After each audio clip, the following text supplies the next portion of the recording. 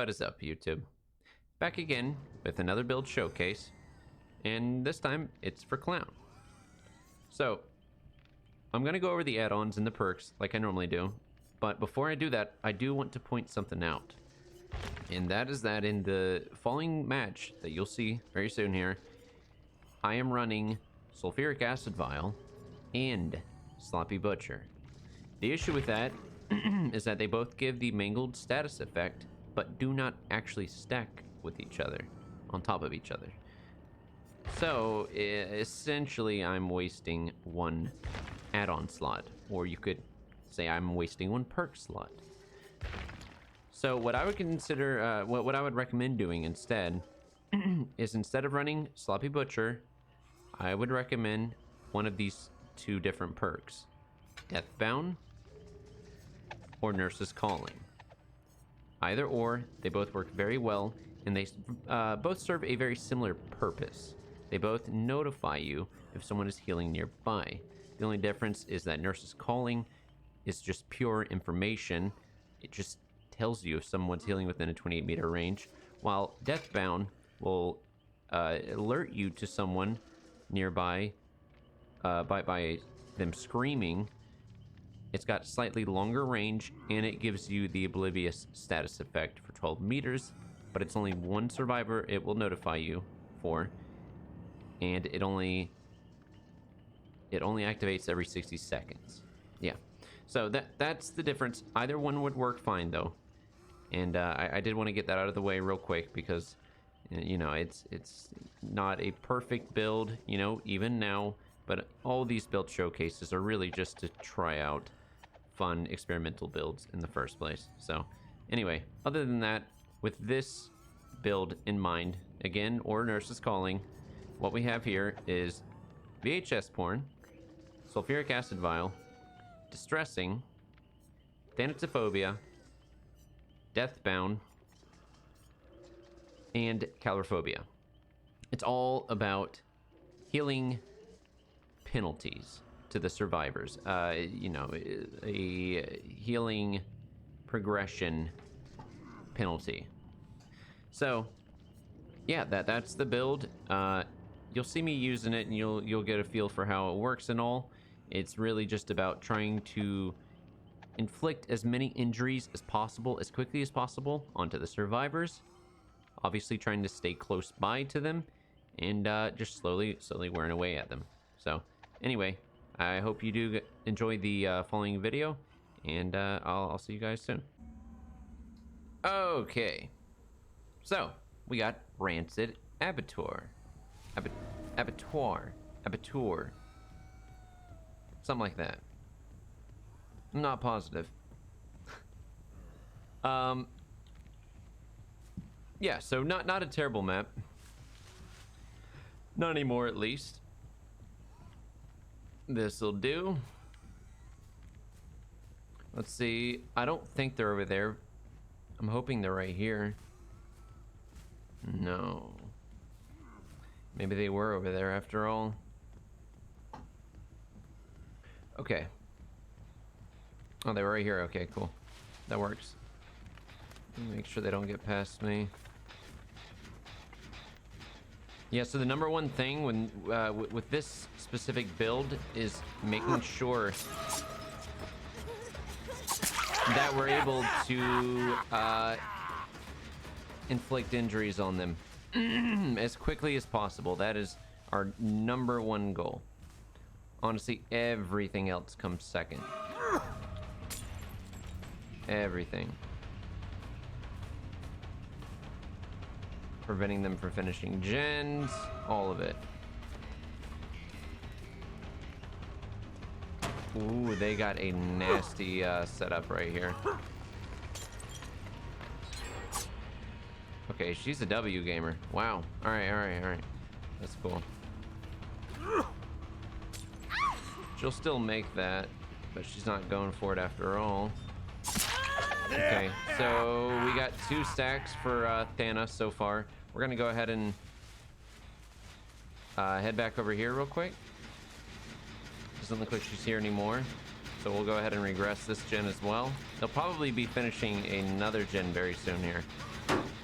That chase took way longer than it should have. Survivor was slightly unpredictable. Was not expecting her to continue holding W. There was scratch marks right there, but I don't know where they're at. They're being somewhat sneaky about this. We're gonna go ahead and drop her then. She might have dead hard. She did. No big deal. Okay, so you see how long, I mean, that other survivor just healed all the way up. Now, the one downside to this build is the lack of tracking. A lack of gen delay, not really a big deal when you've got everyone on one shot or they're taking a year and a half to heal each other. But the tracking, the lack of tracking perks does hurt. So, it's definitely something that you got to get used to, and you really have to try to rely on bloodstains. My voice messed up. You have to try to rely on game sense and just you know, overall visuals, bloodstains and all that. Ooh, I got too close.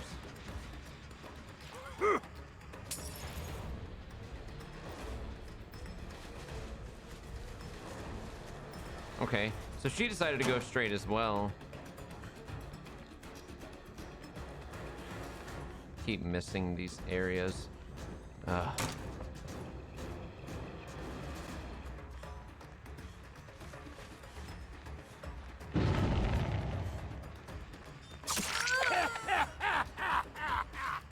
She'll probably go back in the building. Yep. Okay. We haven't really had a chance yet to hit multiple survivors, which is unfortunate, but I think after we hook her, we'll finally get that chance, since I do know where at least 2 of them are. But yeah, like I said, it's definitely a good idea to look for the bloodstains, since there will be an abundance of them if anyone is nearby and they're still injured. It's definitely something you should always be doing anyway, but especially with a build like this, it will happen much more frequently. It'll be a, you know, good amount easier to actually track them in that way.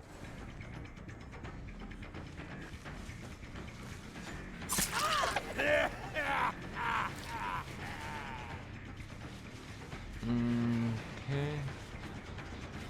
All right. She made a mistake. Unless she has dead heart, she's getting dropped. Alright. She was lucky. She had dead heart.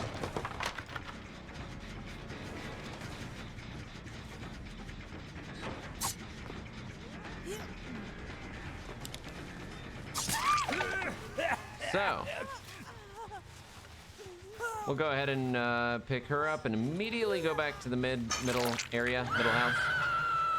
I'm sure they're not too far away from this area yet. Nope. She's still injured. See how long it takes for them to heal up. Now, finally, we've got 3 of them injured. Now it's going to actually be a bit of a struggle for them to get these heals off and everything. The amount of stacks that we have that are given penalties to their healing progress is pretty insane right now. Okay, she didn't make it too far. Did she have dead hard? Guess not. Alright, we're gonna take a second. There was someone right there, wasn't there? Yep.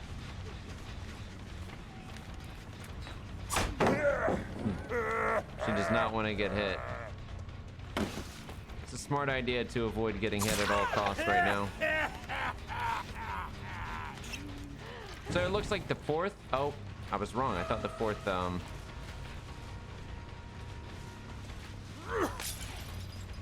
Okay. I am very corn blind. I thought the 4th went for this the drop survivor. Looks like she didn't though.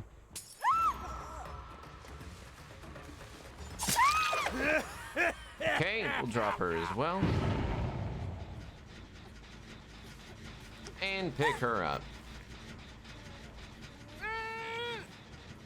They're already going to heal her. It's gonna take a second. Yeah. This is when they start realizing how difficult it is to heal, especially when they're actually in my terror radius with calorophobia.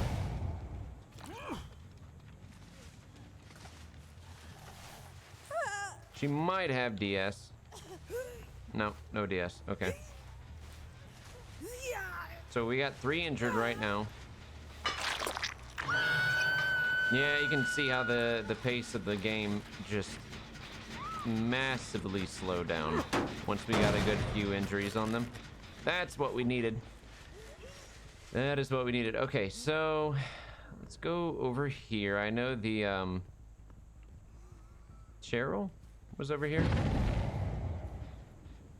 I'm hoping there's at least 2 survivors over here to make this worthwhile. Never mind, doesn't really matter if we're able to drop one of them right away. Okay, perfect. They still have not healed up yet. We'll just go ahead and regress this. Why not? So they just healed 1 person. Yeah. It's a lengthy process if they actually decide to take the route of healing each other up. So I'm kind of surprised they even did that, you know.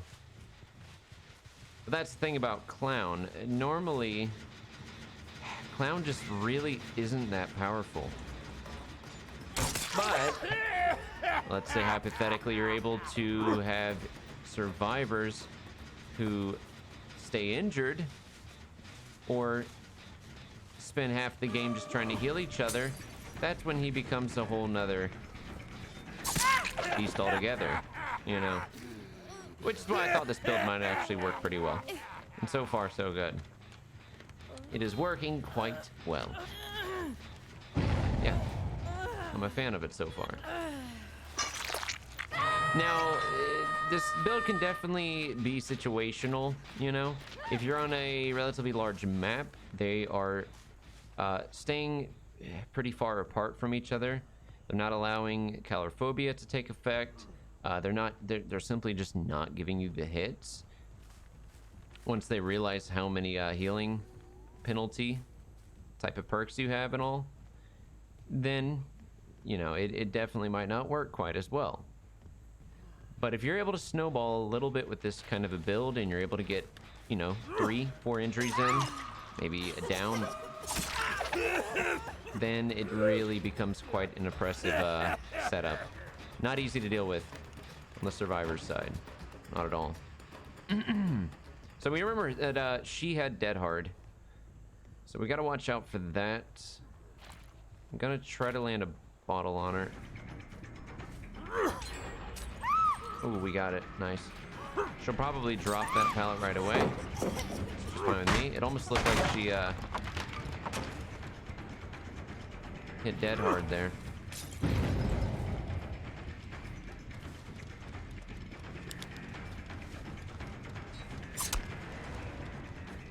I was expecting Dead Hard and I waited. Okay.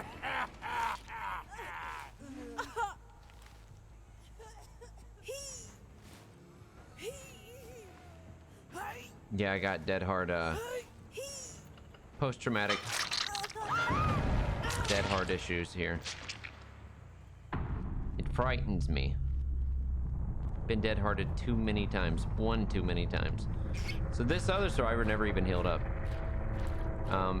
And like I was saying, when it comes to the blood stains, they're much larger. More frequent, I should say. So it's actually a lot easier to track people by their blood stains than it normally would be. So it's worth doing. If you're having trouble tracking at all, just look down. Now I'll take 1 second here just to go and look for the 4th survivor. I'm not gonna slug her out for too long though.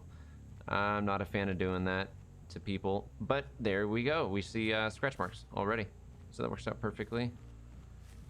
But where?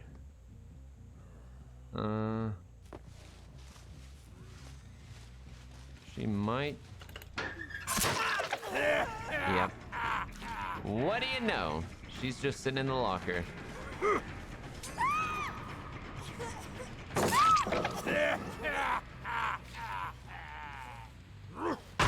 Okay. Yeah, hey, you do you. Meg, good shit.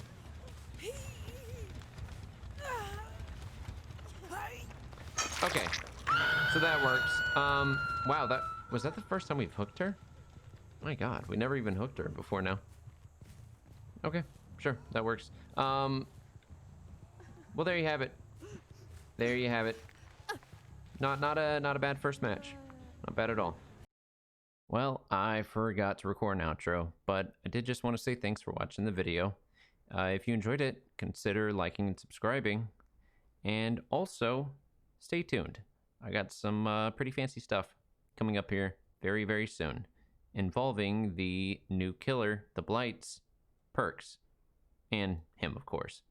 But yeah, thanks again, guys. I'll talk to you soon.